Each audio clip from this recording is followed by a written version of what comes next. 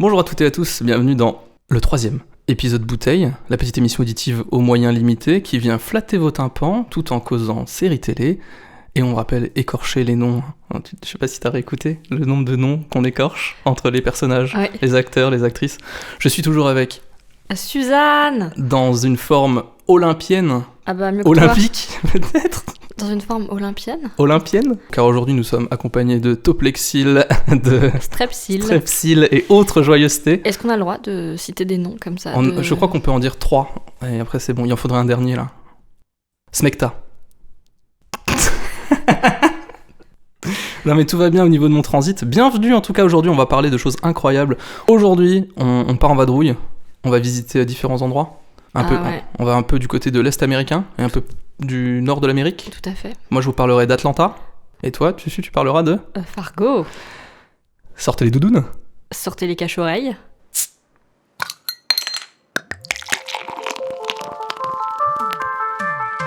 We have to go back, Kate. Legendary. Say my name. Kevin est tombé. Kevin a perdu. That's what she said. Surprise, motherfucker. Écoute, Madame Suzanne, tu n'es plus modèle. Mais si t'as que des qualités. It's a beautiful night to save lives. Oh mon Dieu, ils ont tué Kenny. Espèce d'enfoiré. Yes, science, bitch. Et vous êtes pas mort, espèce de connard. Je ne m'attendais à rien, et je suis quand même déçu. Ville, milieu géographique et social formé par une réunion importante de constructions abritant des habitants qui travaillent, pour la plupart, à l'intérieur de l'agglomération. On est à la cool, on est bien, le public dans la chambre de Susu est en délire. Waouh! Merci, ça fait plaisir d'être suivi. On va commencer à parler d'Atlanta. Est-ce que tu vois à peu près de quoi ça parle ou pas du tout? Alors, j'ai regardé, je pense, quelques épisodes d'Atlanta. Ok. Et je me suis fait chier un peu. Super, et générique. On va passer un très bon moment. Je suis déjà ravi. Non, mais ça avait toutes les promesses. J'étais persuadée que j'aimerais. Et peut-être qu'il faut que je réessaye. J'ai essayé et j'ai pas suivi du coup. Ça me fait beaucoup de mal. Mais peut-être que tu vas réussir à me convaincre qu'il faut que je recommence. J'espère, on va voir.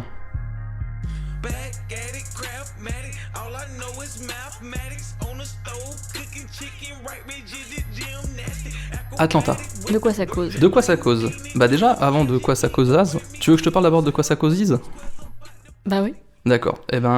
C'est une série qui est de la chaîne FX, qui est sortie en 2016. Il y a 4 saisons, comme mes doigts. Parce que je montre 4, là, oui. Suzanne, mais du coup, vous ne voyez pas. 4 très beaux doigts. 4 très beaux doigts qui représentent les 4 saisons d'Atlanta.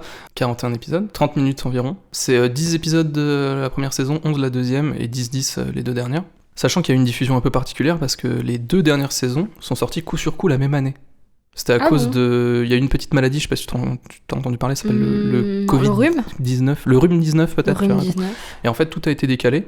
Et vraiment, début d'année, il y a eu les 10 premiers épisodes de la saison 3. Okay. Et les 10 derniers de la série, du coup, de la saison 4, en septembre, octobre, quelque chose comme ça. La série, vous pouvez la voir. Alors, c'est toujours la merde. J'ai l'impression qu'à chaque fois que je parle de série, enfin même les tiennes, quand je dis aux gens où c'est qu'on peut la voir en France, c'est le bordel. Ouais. Inside Number 9, on peut pas. Celle d'avant, c'est la merde. Atlanta, ça va un peu mieux. Parce que j'ai vu ça ce matin, j'ai regardé un épisode, et en fait, il y a les 3 premières saisons sur Disney+.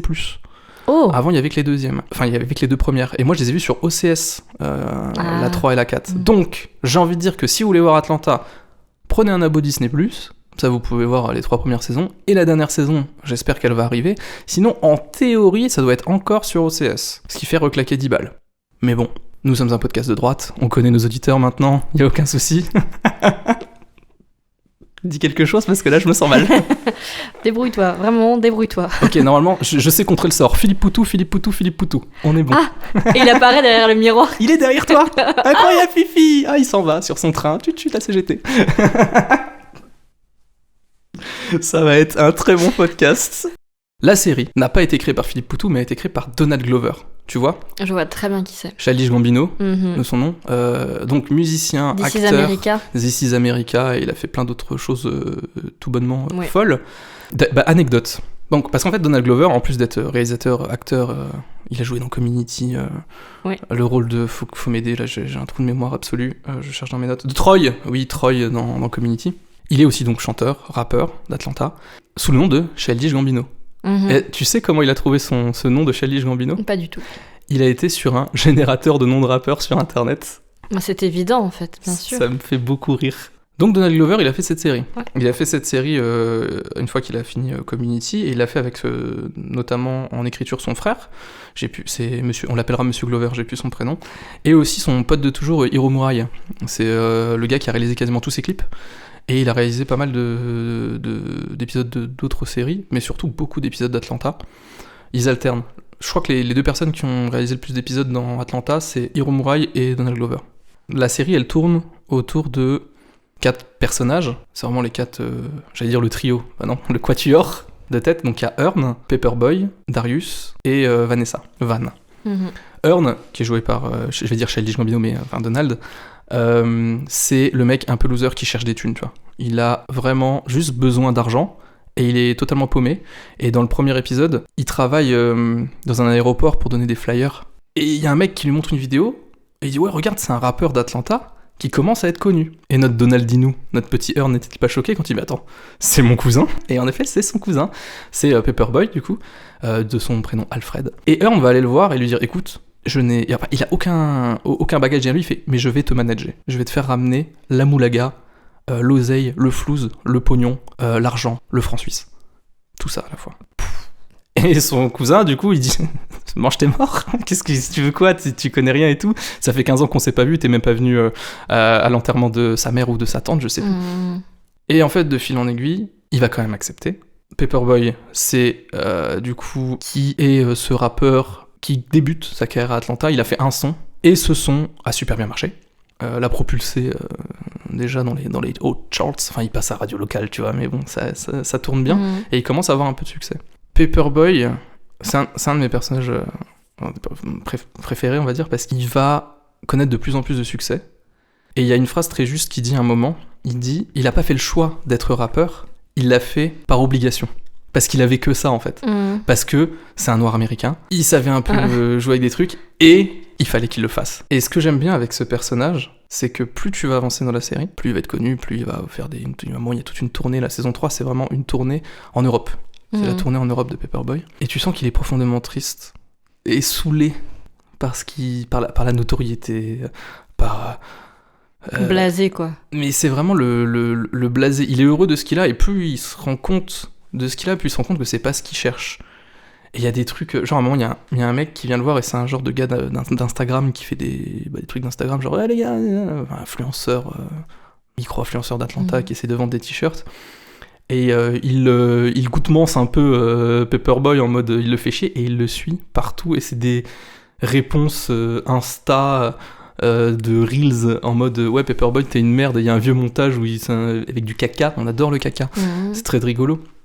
Et lui il s'attendait pas non plus à ça, Paperboy, et il essaye de lutter, et en fait il est toujours là au mauvais endroit, il est un peu un observateur. Ça c'est Paperboy. Et surtout le côté désabusé de la vie suite au succès. C'est pas ce qu'il cherchait. Très bel épisode où il va à la campagne.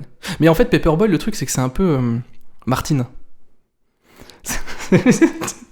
Alors, est-ce que c'est un parallèle avec Martine va à la campagne, Martine va à l'école Paperboy se perd dans les bois. Paperboy va chez le coiffeur. Non. Paperboy essaie d'avoir une marque.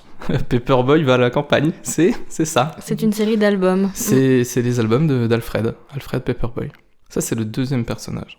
Ensuite, il y a Vanessa. En fait, je parle un peu... De tous les personnages, parce que c'est une série il y a pas vraiment d'histoire, c'est des petits moments de vie un peu à chaque épisode autour de ces 4 là. Et donc elle, Vanessa, elle est je mets des guillemets, en couple avec Earn, mais c'est pas vraiment un couple, parce qu'ils ont une fille ensemble qui s'appelle Lottie. Lui, il essaye de subvenir aux besoins de Vanessa et de sa fille, Earn, mais juste il vient de temps en temps, il vivote, mais il voit quand même d'autres femmes, et elle aussi, elle voit d'autres mecs, et c'est un couple très... Ils sont là pour leur enfant, en fait. Ils sont pas forcément là. Est-ce qu'il y a encore de l'amour au début des premières saisons ? On sait pas trop. Mais des fois, ils sont là. Il y a des moments de tendresse. Des fois, ils s'en foutent complètement. Des fois, Earn accompagne quand même Vanessa dans certains trucs type... oh là là, il y a l'Oktoberfest en Amérique. Et si on y allait ? Oh, waouh. Sacré délire. Encore un épisode très particulier, tu vois. Magnifique match de ping-pong d'ailleurs. Et d'ailleurs, quand Donald Glover l'a pitché à la chaîne, les gars de la chaîne FX n'ont pas compris la relation. Pour eux, c'était pas un truc qui existe, enfin, pas que ça existait vraiment, mais que c'était très complexe la relation qu'entretenaient ces deux personnages. Et Vanessa, elle est aussi instite, elle est dans une routine. Et il y a un moment, ça va se casser parce que pour une raison X ou Y, elle va devoir changer de travail. Et là, elle va un peu se révéler. Elle se cherche. Et surtout, elle vit pour sa fille, totalement. Et en dernier, il y a Darius. Et Darius, c'est un peu mon petit chouchou. Parce que Darius, il est totalement taré. Darius, la première fois qu'on le voit, il a un couteau à la main avec un bandana qui lui cache le visage et il commence à agresser Earn. Et en fait, son cousin Paperboy lui dit non, t'inquiète, il est avec nous. Et il lui tend des cookies. En mode, j'ai fait des cookies, tu veux des cookies? J'adore, il joue tellement bien. Et il est trop drôle. C'est le personnage qui est à la limite à chaque fois entre le génie et le totalement fou. On ne sait jamais. C'est un grand enfant. Enfin, c'est même pas un enfant, c'est juste que. Tu vois, il pense que tout a été... Il y a un destin, il y a une forme de destin. Si une chose arrive, faut y aller. Même si ça pue la merde, on y va, etc. Il s'est dit, dans un des épisodes, il dit je me donne dans ma vie le droit qu'à 2 regrets, pas plus. Donc si je fais pas ça, ça va pas. Et en fait, il y a une certaine logique. Il pense que tout n'est qu'une simulation. Tout a été écrit, donc aucun... Mais du coup, il est pas stressé. C'est sûrement dû au nombre absolu de joints qu'il ingère et d'autres drogues. Ça lui a donné beaucoup de philosophie dans sa vie. Je pense, mais c'est pas si bête. Et c'est pour ça que c'est toujours dans le... Est-il fou ? Est-il intelligent ? Il y a un des épisodes dans la saison 1 où Darius va dans un stand de tir. Parce qu'il aime bien tirer. Il aime bien jouer de la gâchette. Voilà, mais sans plus. Il va dans un stand de tir, et tu sais, dans les stands de tir, tu as les espèces d'affiches que tu peux justement afficher, où les gens tirent sur le plus souvent des silhouettes humaines, silhouettes où il y en a un dans l'épisode où c'est un terroriste qui est avec un enfant, il faut éviter l'enfant. Tiens. Darius, lui, il met une silhouette de chien. Il met une silhouette de chien. Et du coup, les mecs lui disent, mais tu tires pas... va pas tirer sur des chiens. Et lui, d'un air, il fait, mais moi, j'aime pas les chiens de ma rue. Ils sont là, ils nous bouffent les mollets. Ils nous bouffent les chevilles, on les courses et tout ça. Et il se fait renvoyer du stand de tir. Et il y a un peu ce côté absurde de, donc c'est plus, il faut pas tirer sur les animaux, c'est sûr, mais il y a une meilleure acceptation de tirer sur l'être humain que de tirer sur l'animal. Les deux, faut ne pas avoir d'armes. N'ayez pas d'armes, c'est mieux, quoi. Enfin, faites pas ça. Ne tirez pas. Ne tirez pas.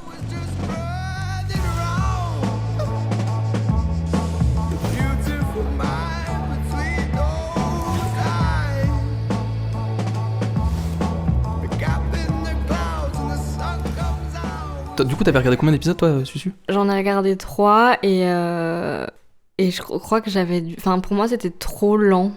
Alors qu'en plus, c'est des épisodes qui font 30 minutes. Ouais.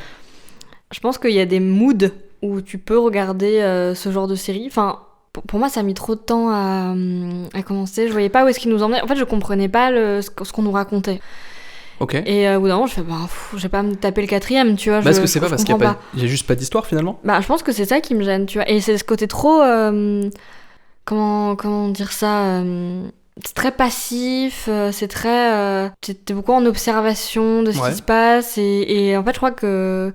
J'ai une période où j'aimais bien ce genre de série, et je t'en avais parlé la dernière fois, notamment la dernière saison de Master of None, que je trouvais qu'il était beaucoup comme ça aussi. Mais là c'était beaucoup chiant en fait, la dernière saison de Master of None. Ah oui, mais c'était du contemplatif des moments... plus, tu c'était, vois. C'était super Atlanta est quand même beaucoup moins contemplative finalement. Moi j'avais cette même sensation, j'étais d'accord, je comprenais pas trop où est-ce qu'il nous emmenait, je crois que j'avais pas envie de faire l'effort non plus, tu vois, peut-être. C'est triste.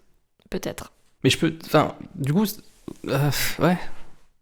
Non, mais du coup, tout est de ma faute, en vrai. Tout est de ta faute. Gardons ça. Tout est de sa faute. Tout est de sa faute, c'est parfait.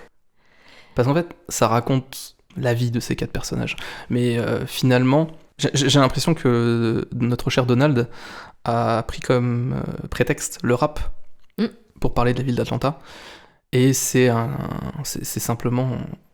Très grossièrement, mais c'est totalement ça. C'est quoi être noir aux États-Unis en 2016 jusqu'à 2022 en fait, dans les yeux d'autres personnes, que ce soit des blancs, des noirs, des chinois, un être humain en fait, comment ils sont perçus. Je sais pas si t'as remarqué dans les premiers épisodes, mais il y a des trucs un peu absurdes. Oui. Ça va pas en s'arrangeant. Ah, c'est vraiment à partir de la saison 3, où il y a un curseur qui est parti... Ouais. Ah bon, on fait ça. Quand il a pitché le truc à la scène... À la chaîne. Quand il a pitché la série à la scène... Oh là là. Quand il a pitché la série à la chaîne, Donald Glover a caché tous les trucs absurdes en fait. D'accord. Il a juste dit ça va être une série sur le rap, puis il va y avoir ça, et puis il y a Paperboy, puis il va avancer, etc. Et il a caché tout ça pour pouvoir faire un peu ce qu'il voulait en fait. C'était malin de sa part. Et du coup ça a marché déjà dans un premier temps. Et lui, il qualifie sa série de mélange. En fait, si David Lynch et les frères Cohen avaient fait un truc. Avaient fait une série sur le rap. Ça crée. Ça crée ego quand même de dire ça. Ouais, mais c'est un peu ça. La saison 4 a été qualifiée de Twin Peaks-éen. Je sais pas si ça se dit, mais il y a des moments où il y a un épisode où ils sont à Paris et les Parisiens, un peu huppés, un peu riches, ils mangent des mains frites. Je ne sais pas comment interpréter ça, mais ils bouffent des mains frites. Mais je me demande si c'est pas ça aussi qui m'a fait sortir. Je pense que vous avez un moment parfois des trucs absurdes où je suis là, ouais, non, pourquoi ? Je pense que ça me dérange parce que moi je veux comprendre en fait pourquoi est-ce qu'il y a ça qui est amené. Et j'ai du mal à dire ok, tu vois. Et non, mais tu peux juste l'accepter, mais je pense qu'il y a toujours un contre-coup logique. Le mec a créé quelque chose et ça marche. Enfin, je vais pas t'apprendre, hein, tu es une artiste émérite, incroyable, ma chère Susu. mais même si tu crées quelque chose des plus...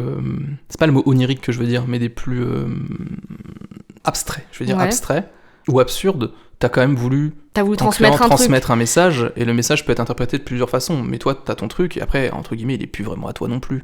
Et je pense que c'est un peu ça, mais ça marche avec toutes les créations, finalement. Ouais. Mais il y a des trucs, tu vois, quand tu bouffes des mains, où il y a pas mal de choses de l'ordre du détail qui reviennent, et ça marche aussi. Genre, à un moment, ils sont dans une boîte, et il y a un mec qui est sur Insta, et qui dit, regarde, le mec, il frime parce qu'il a une bagnole invisible. Tu vois juste une photo d'un gars qui prend un selfie avec rien derrière lui, tu vois. Ils font, mais c'est complètement con. Et en fait, à la fin de l'épisode, il y a des gens qui se font renverser par une bagnole invisible. C'est con, mais c'est drôle. Il y a ce côté absurde qui est là pour faire rire, et ce côté absurde pour se détacher. Et ils se sont fait aussi un kiff. Parce que la saison 3, comme je te l'ai dit tout à l'heure, c'est une saison où ils font le tour d'Europe. Et sur les 10 épisodes, pas un épisode sur 2, mais on va dire un épisode sur 3, c'est pas eux. C'est des personnages random de l'Europe. Il y a un épisode où ça se passe, je vais dire dans un pays scandinave ou nordique, je ne me rappelle plus si c'est le Danemark ou autre. On suit un monsieur blanc qui travaille dans une boîte entreprise, etc. Et il y a une dame noire qui vient avec un porte-voix devant son travail et qui dit « Vous me devez de l'argent, je vous attaque en justice parce que vos grands-parents avaient mes grands-parents en esclaves. » Ah. Malaise. Un peu le malaise. Alors, est-ce qu'on doit payer pour ce qu'ont fait nos ancêtres ? Est-ce qu'on est en fait encore des gros rachos totalement fou, absurde, mais qui vient quand même poser des questions. Ça fait réfléchir, on vit dans une saucisse. Donnez-lui du sirop, s'il vous plaît. Je vais en prendre. Non, mais c'est ça. Ça fait un peu nul de dire, ça fait des questions de société, mais c'est totalement ça. Et plus précisément, encore, la place de noirs afro-américains aux yeux des autres. Il y a un autre épisode de cette saison où, c'est le premier d'ailleurs, et c'est l'histoire de deux nanas amoureuses qui en fait adoptent que des petits noirs américains pour faire du travail en mode on va cultiver pas du chanvre mais on fait des trucs un peu ambiance bio machin truc, sauf que les enfants sont maltraités, ils vont perdre la garde des enfants, ils vont les mettre tous dans un camion, enfin dans une caravane, et ils vont sauter d'un pont tous ensemble. C'est une histoire vraie. Ok. Aïe. Il y a un autre épisode où ils font un faux documentaire sur un mec de Disney qui donc n'a pas du tout existé et qui a été chef à un moment de Walt Disney et qui a fait le film le plus noir de peau, on va dire, donc le plus plus afro-américain. C'est pas une question de de couleur de peau, de couleur de peau, le film le plus afro-américain, le film le plus noir de chez Disney. D'accord. Et c'est Dingo et Max. Et ils prennent Dingo comme une espèce d'égérie afro-américaine. Sauf que ce que j'ai appris en regardant l'épisode, c'est que en effet, il y a des gens qui disaient que Dingo était afro-américains. Okay. De par comment était, comment est le personnage, de le stéréotype, l'attitude, ah ouais etc. Ouais. Comment il réagit à certaines choses et jusqu'où ça peut pousser les gens à aller dans le stéréotype justement. Et c'est totalement con. Enfin, c'est fait, humainement de penser ça. Et l'épisode est fait justement pour relater aussi un peu ces faits. Ça me rappelle un truc où est-ce que tu savais que Gremlins, ils ont dans le film Gremlins, il y a des les Gremlins sont des stéréotypes des Afro-Américains. Exactement. Quoi ? Oui. C'est dans une mais émission. C'est horrible. C'est une émission qui s'appelle Chroma, je sais pas, avec Karim Debache. On te salue, j'adore Karim Debache. Justement, qui dit ouais, c'est mon film raciste préféré. Et en fait, parce qu'il y avait des personnes en tout cas qui ont dit que ah bah oui, mais regarde, ils dansent du break, ils font du break dans les rues. Et en fait, ils associaient des stéréotypes, des gros stéréotypes associés aux Afro-Américains et aux Noirs des États-Unis pour les remettre sur les Gremlins, alors que pas du tout, tu vois. Enfin, quoi ? Ouais, non, il y a des délires comme ça, et je pense que cet épisode parle justement de cet abus totalement, mais c'est totalement fou. Et il y en a plein des épisodes comme ça. Il y a l'épisode que j'ai revu hier, c'était Eddie Perkins. C'est un épisode qui est dans la mouvance des films d'horreur de Jordan Peele, Get Out. Ok, ouais. Et c'est le personnage de Darius qui va acheter un piano, parce que il joue pas du piano, mais il veut ce piano parce qu'il a des touches multicolores, et il trouve ça joli. Et la personne qui l'achète, c'est Teddy Perkins. Et Teddy Perkins, c'est un mec tout blanc, en mode un peu terrifiant, qui vit, semble-t-il, toute la journée chez lui sans voir la lumière du jour, parce que son frère est atteint d'une maladie de peau. Ok. Il y a un gros renvoi à la vie de Michael Jackson. Et en plus de ça, il y a un gros renvoi à est-ce que il faut avoir fait des sacrifices et avoir souffert dans sa jeune vie pour en arriver là. Parce que le personnage de Perkins, il a plein de photos de Stevie Wonder et d'autres chanteurs afro-américains, et qui dans leur jeunesse ont été, je vais dire, savatés par leur père. J'ai pas d'autres trucs, mais c'est un peu ça, hein, désolé MJ, mais... Et en fait, Teddy Perkins, donc déjà le mec est un peu chelou, il bouffe des œufs d'autruche. Sacré budget, carrément. Il a dans cet épisode, il a un truc pour dire, vous pouvez ramener de l'eau à Darius. À un moment, Darius, il fait, vous pouvez dire à la personne que j'ai pas reçu mon eau. Il fait, non, c'est juste pour me souvenir. Et il rappuie, en fait, et il se réécoute, il fait, ah, vous vouliez de l'eau, alors. Et tout le twist de l'histoire, c'est que, déjà, il ne cligne jamais des yeux, Teddy Perkins, et c'est Donald Glover qui incarne, il nous fait une belle white face. Ok. Et j'ai une petite anecdote par rapport à ça, c'est au Emmy de cette année, donc de la saison 2, donc c'était 2017, je crois, ou 2018. Dans le public, il y avait Teddy Perkins. Ok. Donc les gens il y a eu deux types de réactions, c'est oh putain, il y a Donald Glover qui nous fait une white face en direct, déguisé en Teddy Perkins terrifiant, et d'autres personnes qui c'est qui le mec vieux blanc là derrière qui fait des câlins entouré d'Afro-Américains. Il y avait des chants contre chants, et quand ça revenait sur le chant contre chant, à la place de Teddy Perkins, il y avait Donald Glover. Ah. C'est fou. Ouais, je trouve ça fou. Et donc les gens se sont dit what? Et à la fin des Emmy, il y a une photo où il y a Teddy Perkins et Donald Glover qui se font un câlin. Les deux ensemble. Ah, ils s'amusent bien. Et il y a plein d'épisodes. Moi, dans mes épisodes, c'est un peu... J'ai l'impression que je dis ça à chaque fois, mais c'est aussi compliqué. C'est comme Inside Number 9, c'est compliqué de parler d'Atlanta parce que on reste sur un thème, c'est sensiblement le même. Mais à chaque fois, c'est une autre histoire. Il y a un épisode de la saison 1 qui s'appelle BAN, B-A-N, et en fait, c'est les initiales d'une chaîne, tu sais, de vieille chaîne du câble, et tout l'épisode, c'est un talk show, où c'est Paperboy, enfin le présentateur, Paperboy, et une dame qui a écrit sur... Tu sais ces personnes qui sont genre... les rappeurs, ils disent des gros mots, c'est pas bien, ils pervertissent notre jeunesse. Enfin, c'est une énorme critique de 25 minutes des talk shows, et comment juste le mec est là pour foutre la merde. Il y a une des meilleures vannes de la série aussi dans cet épisode, où il y a un adolescent noir de 17 ans, et en fait, il est persuadé d'être un blanc de 40 ans. Et il y a cette scène où il passe devant des flics en face d'un mec black, et il lui dit « Oui, c'est lui qui a volé. En effet, c'est lui qui a volé dans l'épicerie, je l'ai vu, j'étais là. » Et le mec black répond « Non, mais c'est moi qui ai appelé la police. C'est mon épicerie. » J'adore cette blague. Ça veut beaucoup dire. Ouais. Et je sais plus, les acteurs, à part Glover, ils sont connus. Je me souviens plus. Depuis, ouais. Maintenant, oui. Ils ont percé un peu. Ouais. Maintenant, oui. Alors, je n'ai pas le nom des acteurs à part Donald Glover. J'en ai quelques-uns, mais je vais pas les décorcher, donc je vais dire l'acteur 2. Donald Glover continue sa carrière, c'est un fifou. L'acteur qui fait Alfred Paperboy, on l'a vu notamment dans Bullet Train, je crois, et il était dans la série, une série de FX où il a continué, où il jouait un flic, donc il continue la série. L'acteur qui fait Darius, il était dans Get Out, il fait pas mal de films, et il est aussi dans une série actuellement, The Changeling, sur Apple TV. Okay. Donc il fait aussi son...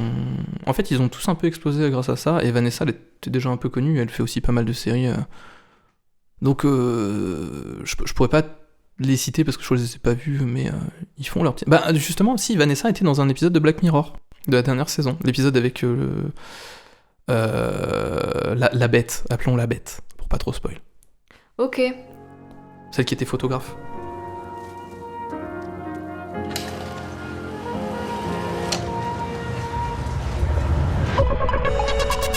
Welcome to Atlanta. You don't have an alligator. That's the alligator man. Yo, man, you just take a picture of me. No. The vibes here are just so intense. J'ai noté, il y a une sorte de stress, tension du quotidien qui vient happer les personnages, et aussi nous par la même occasion. Et voilà, il y a des choses... L'épisode d'Amsterdam est vachement bien, il y a des lancers de bébés, il y a des cochons sous drogue, enfin il y a des trucs... Aucun sens. Ouais. Et Atlanta, il s'appelle Atlanta juste parce que... Ça se passe à Atlanta. Ça se passe à Atlanta, ouais, c'est la ville d'Atlanta. Et forte communauté, justement, rap, notamment là-bas. Il y a quelques rappeurs aussi, justement, d'Atlanta qui ont passé une tête dans la série. Faire un petit coucou, pourquoi tu ris? Non, mais ça me fait rire parce que j'ai une petite dédicace à une pote à moi qui a fait des dates avec un rappeur. Et elle me faisait mourir de rire parce qu'elle me disait le matin, il se levait hyper tôt et il allait à son bureau et il faisait du rap pendant qu'elle se réveillait, qu'elle prenait son café, et du coup elle me disait, il me chantait du rap le matin. Et elle me disait, c'était trop bizarre. Et c'était Jul. Exactement. Ah, c'était lui, bravo Juju. Le J c'est le S, t'inquiète. Voilà, petite dédicace, Léa, si tu nous écoutes. Comme tu nous as dit la dernière fois, on se souviendra toujours de ce rappeur. Et on le salue aussi, bien sûr. J'espère qu'il a percé comme jamais. On espère. Donc Atlanta, c'est l'aventure dans la monotonie de la vie. C'est fin, malin, jamais cliché. C'est sincère. Et Donald nous parle de ce qu'il voit et ce qu'il ressent. Bonjour, je suis Kéké et vous êtes sur Télérama. C'est ce que j'ai noté. C'est très bien. C'est absurdement drôle. Ça se moque tout en révélant les problèmes sociétaux. Et puis non mais faut regarder au moins une fois. C'est une expérience. Franchement, c'est une expérience. Prenez même au pire si vous connaissez pas les persos. Un épisode au pif. Mais c'est drôle, moi ça me fait rire. Ça me fait rire parce que c'est de plus en plus absurde. Et le dernier épisode, tout spécialement de la série, qui peut être un épisode comme les autres, il se termine magnifiquement bien. Mais je ne vous spoilerai pas ici. Donc c'est terminé? Oui, tout à fait, c'est fini. Et j'en suis un peu triste. Mais c'est très très très très bien. C'était Atlanta, regardez, je vous le conseille. Suzanne, laisse une chance. Non, mais je pense qu'il y a des moments où où tu n'es pas ouvert forcément à regarder un truc absurde, tu vois. Ouais, bien sûr. Mais le truc, c'est qu'au début, c'est pas foncièrement absurde, c'est des petites doses. Et comme dit, c'est vraiment à partir, je trouve, de la saison 3. Où là, ils ont lâché la bride. Ils ont tout pété. Excellent, merci Kéké. Mais de rien, écoute, vu que c'est bien, c'est à toi maintenant. Je te laisse... C'est à moi? Ah bah oui, moi je vais mettre ma doudoune et mes cache-oreilles. Ah, excellent, il s'est mis dans l'ambiance. Tu veux qu'on fasse un petit vent comme ça, glacial, là? Ouh. Oh là là, vas-y. Il fait très très froid. On peut faire le mort si tu veux. Non, il faut faire la voiture qui...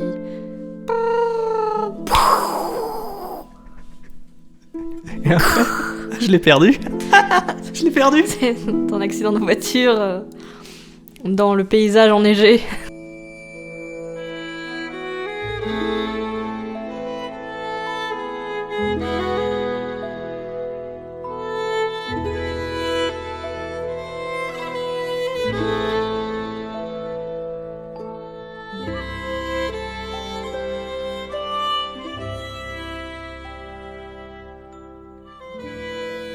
Donc Fargo, c'est parti. J'ai mis ma doudoune. On rentre dans le grand froid du Minnesota. Fargo, c'est une série américaine qui a été créée par Noah Hawley et qui a été diffusée en 2014 aux États-Unis sur FX. Elle est basée sur du coup le film des frères Coen du même nom, Fargo, qui est sorti en 96. Et d'ailleurs, les deux frères ont été producteurs sur la série aussi. En France, je crois que c'est un petit peu plus compliqué de la retrouver. Elle a été sur Netflix à un moment. Là, je crois que ce n'est plus le cas. Donc, débrouillez-vous les petits gars et les petits gens. Débrouillez-vous pour la retrouver. J'espère qu'un jour, elle repassera quand même sur une plateforme. Mais en attendant, c'est comme ça. Ouais. Il y a 4 saisons pour l'instant. Et il y a une 5e qui est censée sortir en novembre. Il y a à peu près une dizaine d'épisodes par saison, il me semble. Et c'est des épisodes qui durent entre 40, 45, 50 minutes. 1 heure peut-être parfois. Voilà, en gros. C'est une série qui a un casting qui est assez stylé quand même. Enfin, c'est que des gens un peu connus quand même. Enfin, dans la première saison, il y a un certain Billy Bob Thornton. Ah, Billy Bob. Martin Freeman qui a joué dans Sherlock, qui faisait Bilbon le Hobbit dans le Hobbit évidemment. Mais dans la saison 2, il y a aussi Kirsten Dunst, Madame Mary Jane dans les Spider-Man de Sam Raimi. Ouais. Et qui jouait dans Virgin Suicide aussi. Tu l'as vu? Non, je l'ai pas vu. Sofia Coppola. Non, je l'ai pas vu. Ah, dommage. Je rajoute à ma longue liste de films, écoute. Oui, il y a qui d'autre de connu? Ah, il y a Ewan McGregor. Ah oui. Dans la saison 3. Oui, exact. Voilà, et du coup, saison 5, qui arrive, ouais. John Hamm. John Hamm, Monsieur Mad Men, entre autres. Et Juno Temple. Madame Ted Lasso. Dans Ted Lasso. Enfin, qui est pas la Madame de Ted Lasso, mais qui joue dans Ted Lasso. Bien sûr. Un très belle brochette, très beau, un beau gratin. Un beau gratin, et je pense que j'en oublie. Il y en a plein. Il y en a plein d'autres. Plein. Et on va peut-être pas partir dans un résumé justement des 4 saisons parce qu'en fait ça va être super long et chaque histoire est hyper complexe avec plein de rebondissements, et si on parle là-dedans, je pense que j'en ai pour réellement 50 minutes par saison. Et Suzanne, pourquoi c'est complexe? Parce qu'il y a plein de personnages et il y a plein d'histoires et il y a plein de rebondissements et il y a des meurtres surtout. Putain. Des meurtres horribles. C'est hyper dur en fait de faire un résumé, je trouve, de toutes les saisons parce que du coup, ça fait du contenu quoi à raconter. Mais c'est surtout chaque saison, encore une fois, différente. Chaque saison a son histoire et donc du coup, ça va être difficile de d'expliquer en long en large tout ce qui s'est passé, mais globalement, on retrouve quand même pas mal de similitudes avec le film. Il y a pas mal de clins d'œil au film. Il y a beaucoup d'Easter eggs par rapport des clins d'œil aux frères Coen, mais pas que au film, mais à leur film en général, quoi. Et donc, en fait, il y a quand même des liens qu'on retrouve dans chaque saison et qui fait qu'on n'est pas perdu et qui fait que ça se rattache aussi pas mal au film. C'est qu'on a toujours un peu les mêmes types de personnages qui reviennent. On suit toujours un personnage principal qui est toujours un peu perdu dans ce qui lui arrive et qui, en général, a une évolution quand même pendant la saison. T'as généralement toujours un personnage un peu fouteur de merde qui va un peu rendre la vie du perso principal compliquée. Il y a toujours des méchants malfrats. Souvent ils sont un peu concons, quoi, non? Concon. Un peu concons, ouais. Un peu beaucoup, ouais. Un peu concons. Et puis on a toujours évidemment les personnages des flics, des policiers qui enquêtent sur l'affaire principale, qui généralement se retrouvent un peu paumés là-dedans parce qu'en fait c'est des flics de petites villes perdus et non, d'habitude il se passe pas grand-chose quoi, et là c'est des histoires terribles qui arrivent, des meurtres qui s'attendaient pas à voir arriver. La maréchaussée de Fargo est dépassée. La maréchaussée de Fargo est dépassée. Et voilà, et donc c'est très là-dedans, je trouve que c'est assez fidèle au film et ça lui fait pas mal honneur quand même si il y a quand même des personnages un peu... Ils ont chacun leur tempérament en même temps, mais ça reste quand même des espèces d'archétypes comme ça que tu retrouves. Moi, je vais parler principalement, je pense, de la saison 1 et la saison 2. Donc la saison 1 de Fargo, où on va suivre le personnage de Lester Nygaard, qui est joué par Martin Freeman, Notre cher Lester, c'est un peu le loser, quoi. Il vit une vie très très très banale, il est vendeur en assurance vie, il se fait un peu bully par tout le monde, et principalement par sa femme, qui lui rappelle jour après jour à quel point c'est une merde. Et voilà, et lui il encaisse, quoi. Et en fait, sa vie va être pas mal bouleversée par l'arrivée d'un personnage qui est Lord Malvo, joué par Billy Bob Thornton, qui est un tueur et qui en fait arrive du coup dans la petite ville de Leicester, qui est évidemment une ville pas très loin de Fargo. On sent qu'il fait des sacrées fourberies, lui, quand même, puisqu'il arrive en ville avec un... Ça arrive en ville. C'est exactement ça. Ouais. Les gens changent de trottoir. Ah, c'est fou. Et oui. Même le trottoir change de trottoir. Je pense.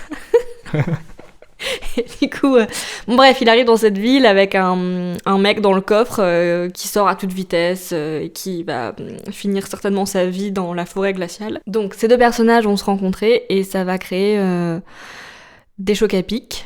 Ah ouais. Des bains de sang également. Lester va pas mal changer et de personnage bully va se transformer en personnage assez nauséabond et diabolique et pas très cool. De brouillon à nauséabond. De brouillon. De héros en zéro, de zéro en héros. Et la saison 2, rapidement. Là, la saison s'appelle Désastre à Sioux Falls, non ? Ah, il y a un nom ? Ouais, je crois qu'il y a un truc comme ça. Je sais pas, tout ce que je sais, c'est que c'est anthologique, qu'il n'y a pas de... Ah oui, ça je l'ai pas dit que c'était une série d'anthologie. Ah, c'est une série d'anthologie ? C'est une série d'anthologie, incroyable. Ouais. Et tu sais ce que ça veut dire une série d'anthologie, Kevin ? Ça veut dire quoi une série d'anthologie, Kevin ? Eh bien, c'est une série comme on en a déjà parlé avant, c'est une série où chaque épisode... Non. Enfin là, c'est pas chaque épisode, mais chaque saison est différente. Chaque saison a une histoire particulière. Et du coup, dans Fargo, là, c'est des personnages différents, ouais. Avec un certain lien quand même parfois, et surtout dans des lieux différents, là, et à des époques différentes. Exactement. Première saison, on est en 2006, je crois, un truc comme ça. Ouais. Et la saison 2, par contre, on retourne dans les années 80, fin 70. Les années disco. Les années disco. De très beaux pas de def et de très belles franges. Très belle afro. Très belle coupe de cheveux. Alors là, du coup, on se retrouve donc toujours dans une ville à côté de Fargo, qui s'appelle Sioux Falls. On commence la série avec un triple meurtre, quadruple peut-être même, dans un diner spécialisé dans les gaufres. C'est un mec, il rentre dans le diner et en fait il voulait tuer une juge et ça part complètement en couille. En fait il va flinguer quasiment tout le monde dans le resto. La pâte était pas cuite. Ah, c'est ça. Je vois pas d'autre solution. C'est la frustration. Non, mais moi, bam bam, t'arrives au Starbucks, tu prends ton roulé cannelle. Ouais, c'est ça. Il est pas cuit, blabla. C'est faux. C'est faux, hein, bien sûr. Ne faites pas ça. Ne faites pas ça chez vous. Qu'est-ce qu'on a dit sur les armes ? Ah, ces Américains, quand même. Ouais, dès qu'ils sont un peu frustrés, ça y est, c'est... Donc bref, homicide, en veux-tu, en voilà. Il sort parce qu'en fait, il a mal fait le boulot sur une des serveuses et il veut la tuer. Il la flingue. Il a mal fait le boulot sur une des serveuses. C'est trop cru, peut-être. Je veux pas savoir ce qu'il a fait. Ok, pardon. Non, c'est très bien, continue. Moi, j'adore, la tournure de la phrase est excellente. Ça laisse voguer l'imagination, tu vois, c'est magnifique. Et il finit le boulot. Et au moment où il veut partir, en fait, il se prend une bagnole dans la tronche et il meurt. Ça commence comme ça. Qu'est-ce qui se passe ? En fait, c'est une pauvre coiffeuse qui s'appelle Peggy, qui, de toute évidence, roule pas super bien et qui, en fait, s'est pris ce pauvre monsieur. Elle rentre chez elle et son mari, qui est boucher, rentre et il découvre le poteau rose. Du coup, ils vont tout nettoyer et ils vont faire croire que rien ne s'est passé et qu'ils se sont pris un cerf, en fait, en gros. Ils l'attendent comme ça. Et en parallèle, on va suivre la famille du monsieur qui a décidé de flinguer tout le monde suite au problème de pâtes mal cuites, qui est un peu la famille mafieuse de Sioux Falls depuis plusieurs générations, et qui font des petits coups en douce et qui sont pas hyper... Très peu recommandables. Bah, c'est pas des gens... Vaut mieux être leurs amis que leurs ennemis, je pense.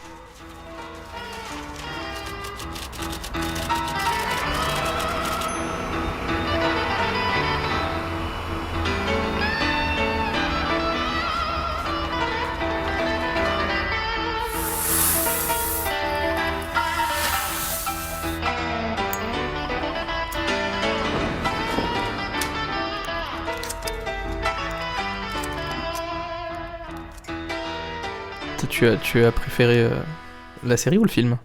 Même si ça se rapproche.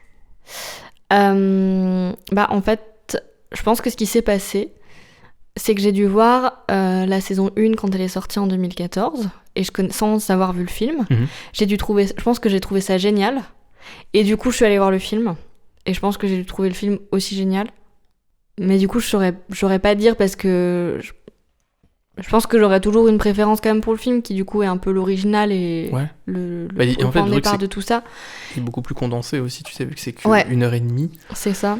T'as 10 épisodes pour une saison de Fargo avec de nouveaux personnages à chaque fois, comme tu l'as dit et tout. Ça peut être plus complexe à regarder et beaucoup plus dilué aussi. Ouais. Et puis du coup du film, t'as un peu des scènes phares comme ça, tu vois, dont notamment la broyeuse à bois, qui est quand même la petite broyeuse qui ne broie pas que du bois. Mais du coup t'as un peu des scènes clés comme ça du film que tu gardes en tête, que t'as peut-être un petit peu moins c'est effectivement plus dilué quoi dans le côté série. Mais ce qui est chouette par contre je trouve dans la série, c'est que du coup t'as des choses qui se répondent. Enfin, chaque saison, du coup, se place dans une chronologie différente. Elles sont plus ou moins liées entre elles. Il y a toujours un élément qui vient répondre et qui vient créer le lien dans la chronologie. Et ça, c'est quand même chouette, du coup, d'avoir pu faire ce jeu-là, en fait, dans la série. Ça fait un peu prétexte, mais ça marche. Ouais, ça marche. Je pense que c'est. Et je crois que t'es content quand t'as capté le truc, tu sais, tu dis oh c'est machin de bidule. Le même de Leonardo DiCaprio qui est je comprends. C'est pas un élément important, mais ça vient. T'es quand même content quand t'as chopé le truc et d'ailleurs dans la série t'as plein d'easter eggs comme ça qui ont été un peu cachés dans les épisodes. Et qui font référence à la filmographie des frères Coen en général, pas que de Fargo en fait, mais de plein d'autres films. Et en même temps, je trouve que ça fait pas du fanservice non plus, tu vois, c'est assez caché, faut un peu avoir scruté correctement, faut peut-être même l'avoir vu plusieurs fois pour faire le lien, et ça, je trouve ça c'est chouette, quoi, tu vois. Ça te fait une petite... Il y a le petit jeu avec les spectateurs, il y a un petit jeu. Les clins d'œil dans les noms, les choses comme ça. C'est toujours plaisir.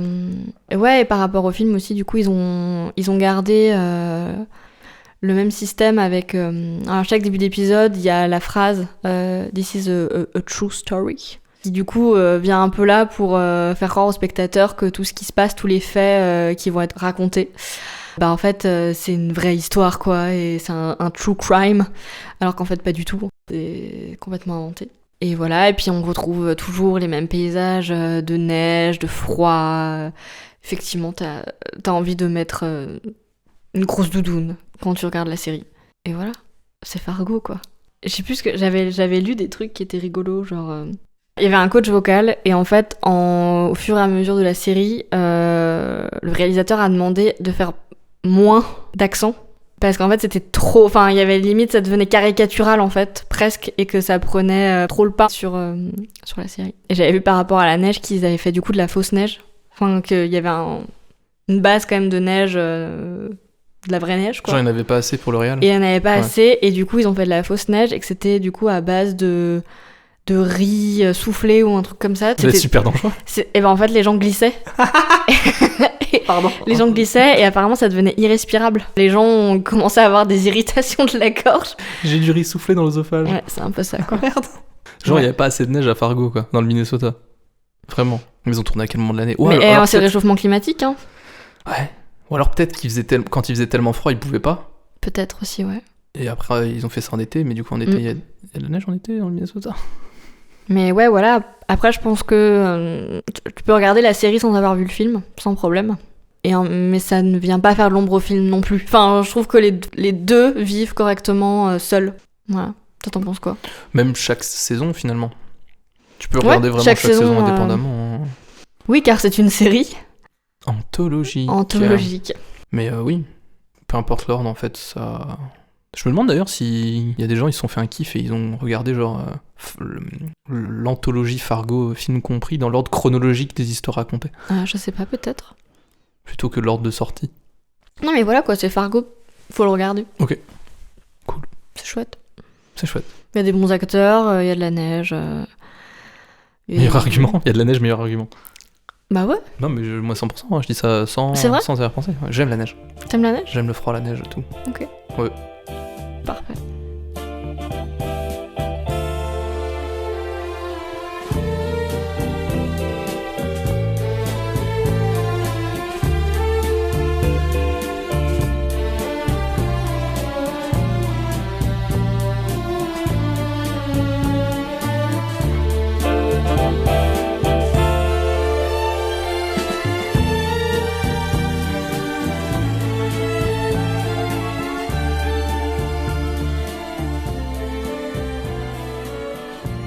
Toi, t'attends quoi de la saison 5 en particulier? Parce que moi, j'ai vu que la saison 1 et la saison 2. La saison 3, 4, du coup, je sais vaguement de quoi ça cause. Mm-hmm. Mais du coup, toi, t'as des attentes par rapport à la saison 5, comme t'as tout vu? Bah, que ça soit dans la même continuité que les autres. Enfin, je veux dire... Un truc complètement différent. Complètement différent, je sais pas. J'aime bien ce truc dans la série où la résolution se fait de manière un peu... non, pas bancale, mais aléatoire. Ouais. Où c'est... il y a une fatalité, ça se finit mal, mais jamais comme tu le crois. Tu fais, ok, bon bah d'accord, et tu acceptes. Tu sais, ce truc un peu surprenant et absurde, si je reprends encore... Ouais. J'aime beaucoup les choses absurdes, hein. Entre Atlanta, Inside Number 9, Fargo aussi maintenant. Mais ouais, après, étonnez-nous, épatez-nous. En plus, John Hamm, je sais que c'est un putain d'acteur. Bon, Juno Temple aussi, mais je sais que John Hamm peut quasiment tout jouer. Donc, ouais, allons-y, hein. Moi, il y a de la neige, un peu d'aléatoire de la vie, des pics à glace. Des gens qui glissent. Des gens qui glissent, des doudounes, on est bon. Des broyeuses.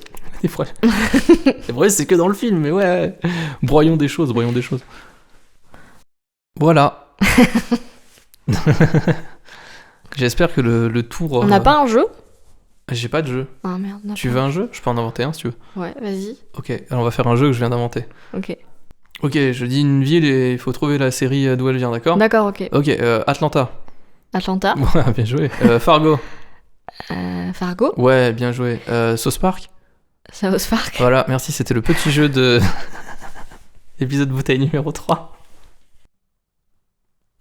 Si, il faut vraiment trouver... Je te dis une ville, il faut que tu trouves la série. Ok, vas-y. Springfield. Donc t'as fait un petit jeu. Là, dans ma tête, là, tout de suite, ouais. Ok, vas-y. Springfield. Donc faut que je retrouve la série des Simpsons. Ouais. Je suis chaud.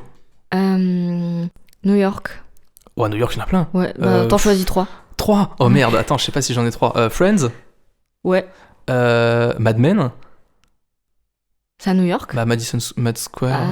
Ouais, si, hein. Et putain, The Bee. Attends, une dernière à New York. Ouais, New York. Il y en a plein. The Boys, je suppose que c'est à New York. New York, police judiciaire. Toum toum. Chicago. Chicago, La vie de famille, Steve Urkel. Ok. Marseille. Marseille, la plus belle la vie aussi, si tu veux. Mais il y avait Marseille, hein, désolé. Okay. C'est trop bien, continue, n'arrête jamais. Seattle, Grey's Anatomy. Ok. Mexico. Narcos Mexico. Ouais. Oui, parce que j'avais pas d'autres trucs. Hein. Bah, je pense que ça se passe à Mexico, non ? Bah, j'espère, hein, sinon c'est juste extrêmement raciste. Parce que j'ai entendu Mexico, j'ai dit mais Narcos Mexico. Londres, Sherlock. Ouais, ok. Faut que j'en trouve d'autres. Dublin. Dublin. Oh putain, j'ai pas Dublin. Attends, en Irlande. J'ai une série en tête, mais j'ai plus le titre, avec des meurtres à Dublin. Et il y a Dublin dans le titre. Donc je vais dire Dublin Murder. Mais je suis pas sûr. Alors attends, c'est dans Dublin, il y a des meurtres. Ça doit sûrement s'appeler Meurtre à Dublin. Eh ben merci Susu pour ce voyage en eau trouble, pas du tout, en neige, en neige glissante. En neige glissante, c'est super. C'est le moment de la capsule de notre Okidoki préféré. C'est dur de dire. Okidoki Papi. C'est le moment de Okidoki Papi. Salut les pirates. Alors, je sais plus qui disait que la ville, ça serait génial si c'était à la campagne. Un truc comme ça, vous avez compris. Et ben moi la ville, je lui dis merde et je retourne à la campagne avec une série que je regardais quand j'étais petit. J'avais 9 ans, c'était en 1980 et ça s'appelait Kik, Raoul, la moto, les jeunes et les autres. Oui, à l'époque on faisait des grands et des longs titres. Alors Kik, Raoul, la moto, les jeunes et les autres, Ça racontait l'histoire de jeunes dans une petite ville d'Ardèche, un petit village d'Ardèche qui s'appelle Alba-la-Romaine. Et en fait, dans ce village, il n'y a rien d'autre à faire que de la motocyclette. Alors ils ont chacun des motos différentes. Il y a 5-6 garçons, une fille. La fille, c'est Catherine Leprince. C'était l'actrice de télé. Elle a fait un peu de cinéma dont tout le monde était super amoureux, in love à l'époque. C'était la femme archétype du début des années 80 à la télé. Et Catherine Leprince, elle joue Christine. Christine, c'est la copine de Raoul, Roger, Lucien, Jean-François, Vincent, Philippe. Et ils passent leur temps à faire de la moto, à faire du bruit dans le village, à faire des courses dans la campagne, autour du village. Et puis, ils font un motoclub et puis il leur arrive plein d'aventures. Et moi, ça me faisait rêver à l'époque parce que à Belfort, parce que j'habitais à Belfort, et quand je marchais dans la ville, le seul truc qui était vraiment super beau, c'était de lécher les vitrines des vendeurs de motos et de vélos. Et ça, c'était génial. On pouvait même rentrer à l'intérieur et demander au monsieur, quand il était gentil, nous donner un catalogue. Et on avait le catalogue de toutes les motos fabriquées par Peugeot, Motobécane, etc., etc. Et donc, Kick Raoul, la moto, les jeunes et les autres, ça parlait à la jeunesse de cette époque, à la jeunesse qui n'habitait pas à Paris, qui n'écoutait pas du rock'n'roll, mais dont le seul but était d'acheter une mobilette. Voilà, et c'est pour ça que j'aime cette série, et c'est aussi pour ça...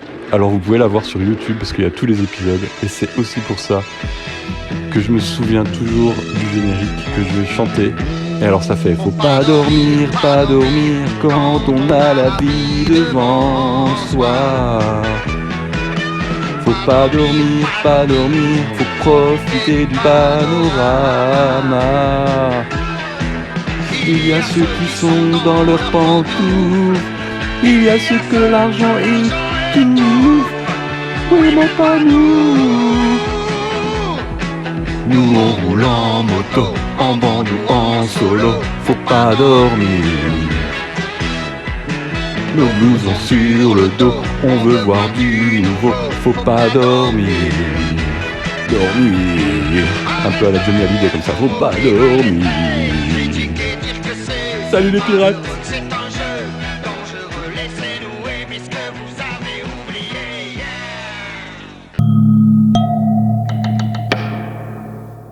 C'était vraiment très très bien. C'est vrai ? Bah t'avais écouté ce qu'il a dit ? Non, oui, si. Merci. Cette spontanéité, merci je beaucoup. La garde. Et ça, j'aime beaucoup. Oui. C'est déjà terminé. C'est déjà terminé. Merci d'avoir été là, d'avoir écouté ce 3e épisode bouteille. J'espère qu'il vous aura plu. On se retrouve le mois prochain, si tout va bien. Et merci à toi. Merci à toi. Merci à nous. Merci à vous. Le mot de la fin ? Au revoir. À la prochaine. Merci à vous. Bonne soirée. Bonne journée. Bonne nuit. Bonne nuit. Buonanotte. Buonanotte. Buonanotte. Buonanotte. Buonanotte. Buonanotte. Au revoir.